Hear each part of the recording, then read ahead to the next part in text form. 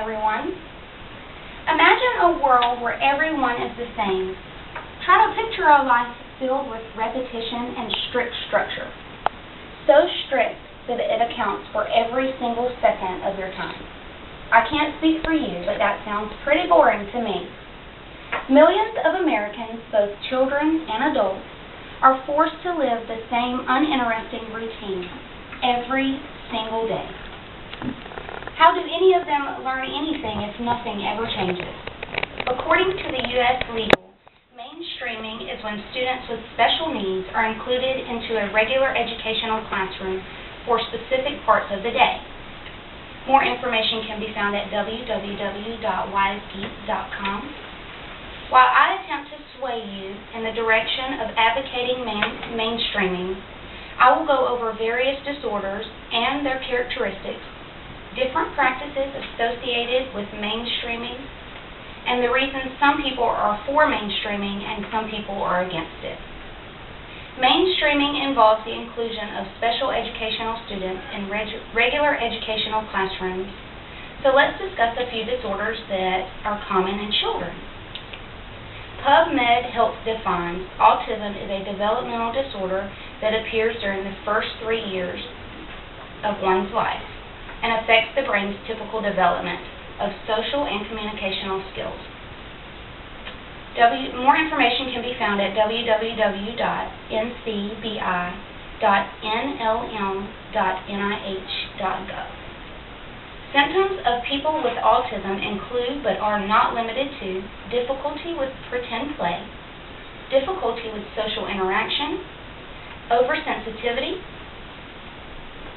unusual distress when routines are changed, repetitive and use of gestures to communicate.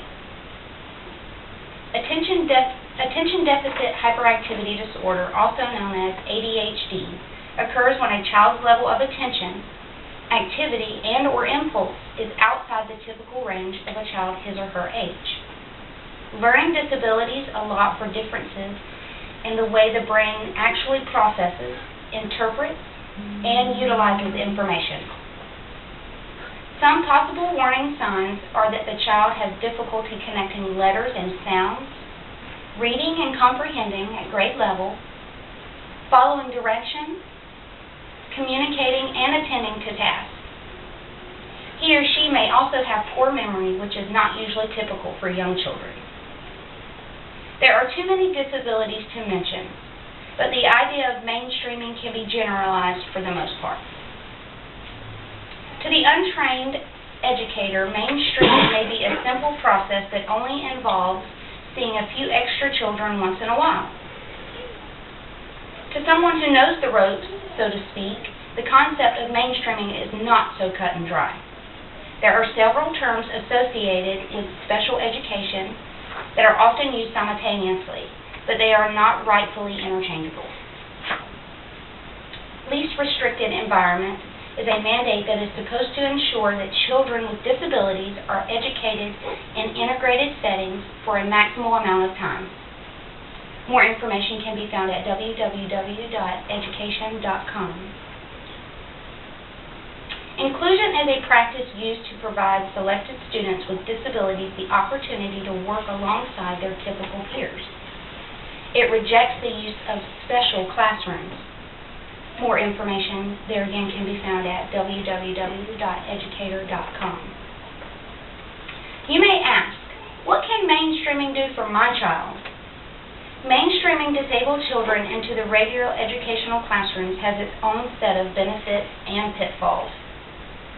Mainstreaming helps children and even some teachers and staff to embrace differences among individuals.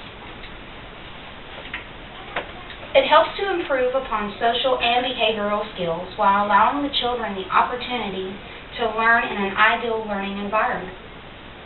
Children can be cruel, and while this is sometimes unfortunate and sometimes the case, studies have shown that it is more likely that the non-disabled peers will learn to treat everyone with the same respect.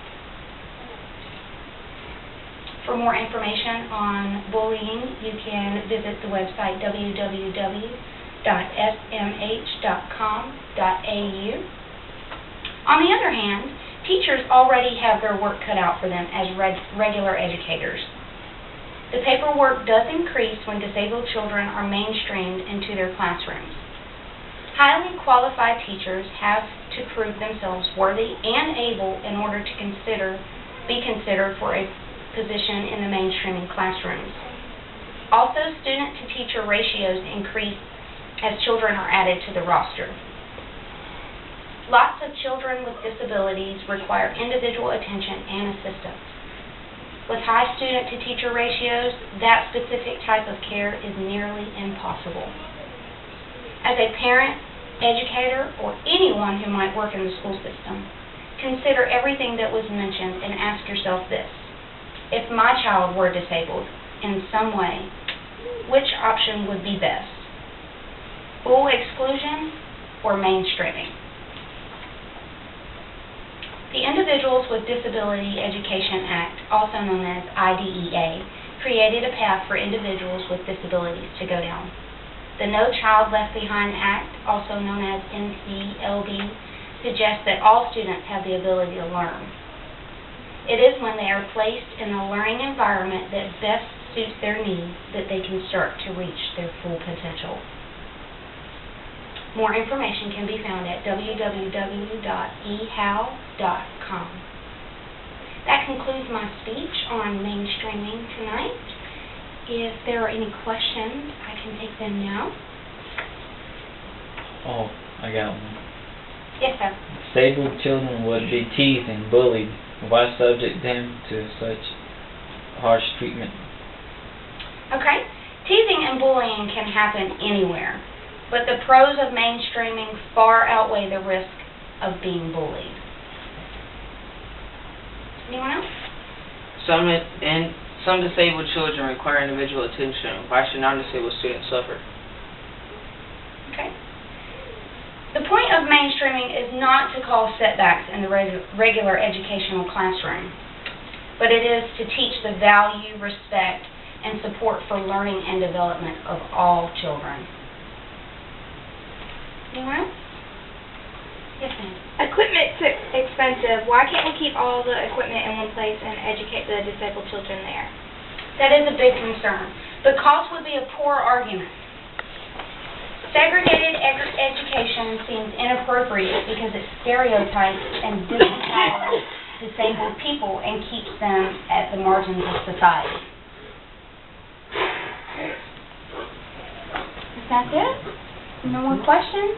That concludes the speech for tonight. Thank you for joining me.